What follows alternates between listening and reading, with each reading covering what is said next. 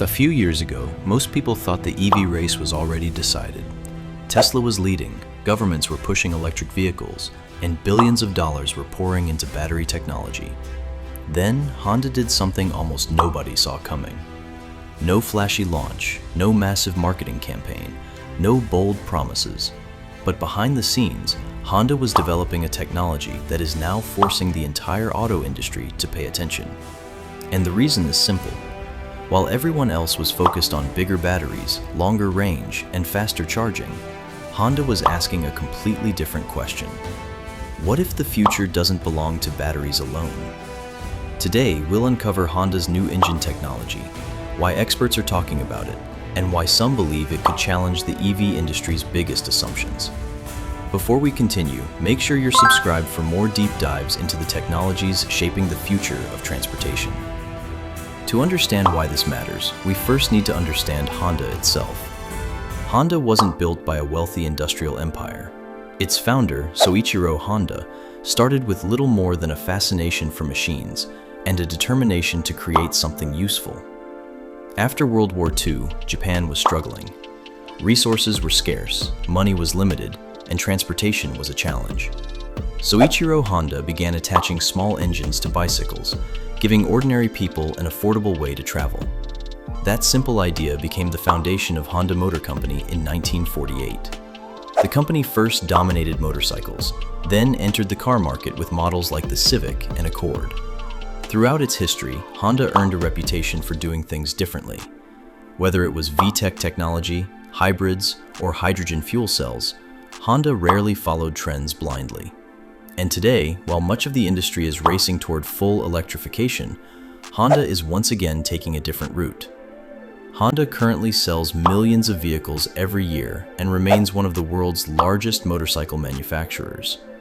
More importantly, Honda's strongest markets are places where practicality matters most. Countries where infrastructure is limited. Countries where affordability matters. Countries where technology has to work in the real world, not just in advertisements. And that brings us to Honda's new engine. Honda calls it a new generation hybrid system designed around efficiency rather than ideology. Unlike a traditional petrol engine, this system doesn't spend most of its time directly powering the wheels. Instead, the engine mainly generates electricity. That electricity powers the vehicle, creating an experience that feels remarkably similar to driving an EV. In city traffic, the car often runs primarily on electric power. The engine starts only when additional energy is needed. Because the engine operates within its most efficient range, fuel consumption drops significantly compared to conventional vehicles. Honda has also designed the system to adapt automatically. In traffic, it prioritizes electric driving. On highways, the engine and electric motor work together to maximize performance and efficiency. The driver doesn't need to switch modes or manage anything manually. The technology handles everything in the background. Another important advantage is weight. Instead of relying on a massive battery pack, Honda uses a smaller battery supported by an intelligent energy management system. That reduces cost, improves practicality, and makes the vehicle easier to own. Honda has even designed the system with future fuels in mind, allowing it to adapt as cleaner fuel technologies become available. In Honda's view, this engine acts as a bridge between today's reality and tomorrow's possibilities. And that matters because the EV world still faces several challenges. The first is battery cost. The battery remains the most expensive component in an electric vehicle. If replacement becomes necessary, the cost can be substantial. The second challenge is charging infrastructure. While major cities continue expanding charging networks, many regions still lack convenient access. This creates a problem known as range anxiety, the fear of running out of power without a nearby charger. Charging time is another issue. Refueling a petrol vehicle takes minutes. Charging an EV can take much longer. For people who drive frequently or depend on their vehicles for work, that difference matters. Then there's battery production itself. Materials such as lithium, cobalt, and nickel require intensive mining operations. Battery recycling is improving, but it remains a challenge in many parts of the world. Honda believes these realities deserve just as much attention as tailpipe emissions. This is where Honda's efficiency-focused approach becomes interesting. In city driving, the system behaves much like an EV. On longer journeys, it delivers the convenience of conventional refueling. The result is a balance between electric efficiency and real-world practicality.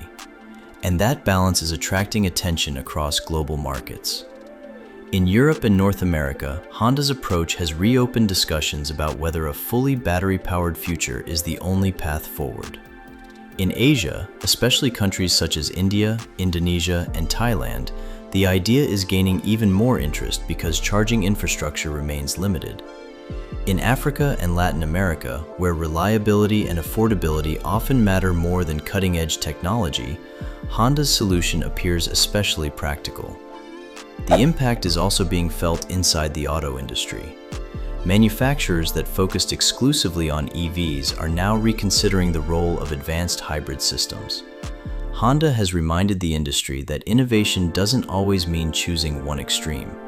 Sometimes it means finding the smartest middle ground. And that's exactly why EV companies are paying attention. For years, the message was simple: batteries are the future.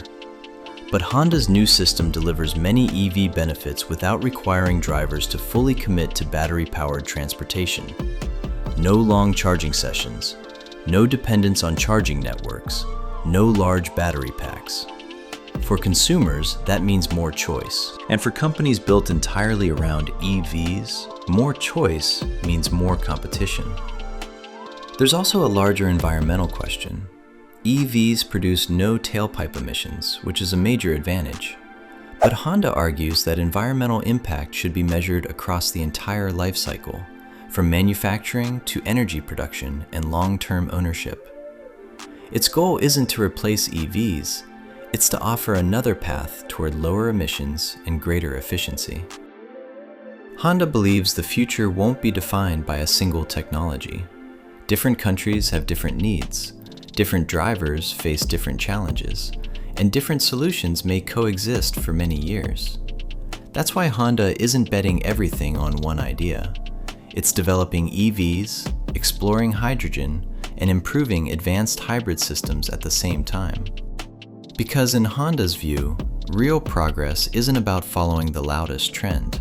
It's about creating technology that works for the greatest number of people. And that may be the reason this quiet new engine is creating such a loud conversation across the automotive world.